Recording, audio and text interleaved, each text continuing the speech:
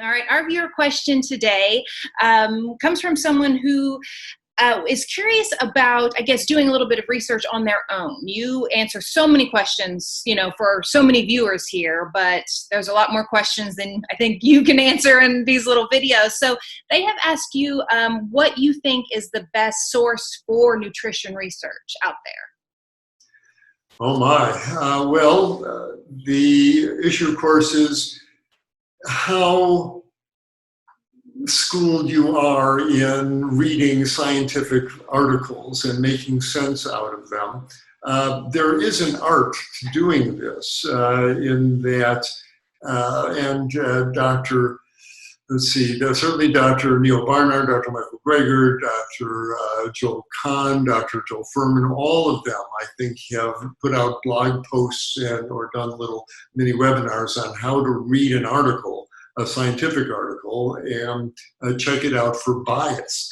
And I urge that you, I think Dr. Greger has a little video on his website, but do a search on readings, journal articles for bias, and you'll get the basic rules for this. Of course, look at the authors. You click on author affiliations and see if they are working for the meat industry, or the egg industry, or the plant-based folks. If you go to the end of the article, you can see usually who funded the article and funded the research. So know the sources of the funding and the motivation for doing this. There's a particular test, the omega-3 index test, that I wanted to learn if it was a valid test, but it turns out that every article I read, it seems, was written by the same two authors. One of them is the originator of the test. And they're interesting articles, but you have to wonder, is he painting it in a bright picture so people order more of his tests? So this is the subtleties that you get into when it comes to making sense of these articles. So I won't devote this whole answer into how to read a scientific article, but certainly check for biases by checking the affiliations of the author.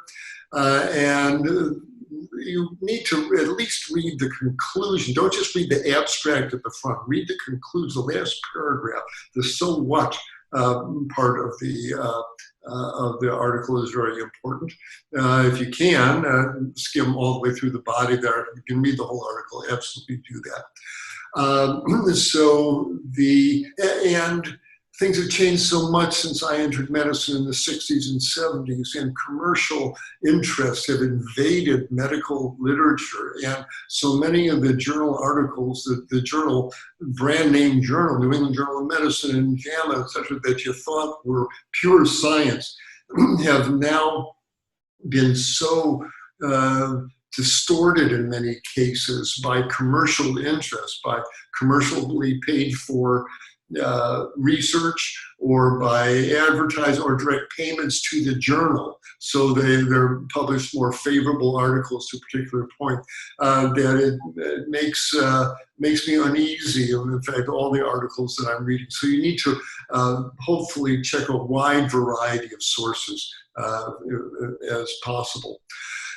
Finally, I've yet to see Dr. Michael Greger or Dr. Neil Barnard being anything less than honest when it comes to evaluating these articles. So I suggest people give a quick check to nutritionfacts.org, pcrm.org, and I think Dr. Furman's articles are pretty solid. So I look at their material as a pretty good primary or secondary source, but I always read any article now with a modicum of skepticism.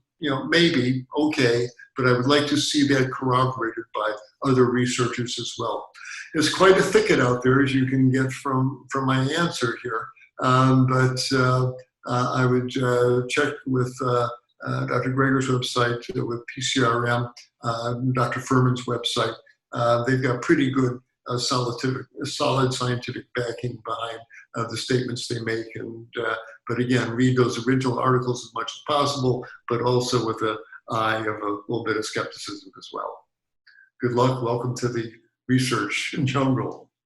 Hi, everyone. Dr. Michael Klaper here, announcing our new format for our Q&A with Dr. K. Annie Hagen will be asking me one question that's been sent in by our viewers. So if you want to see if your question is getting answered, do join us for our Q&A with Dr. K right here. Hope to see you then.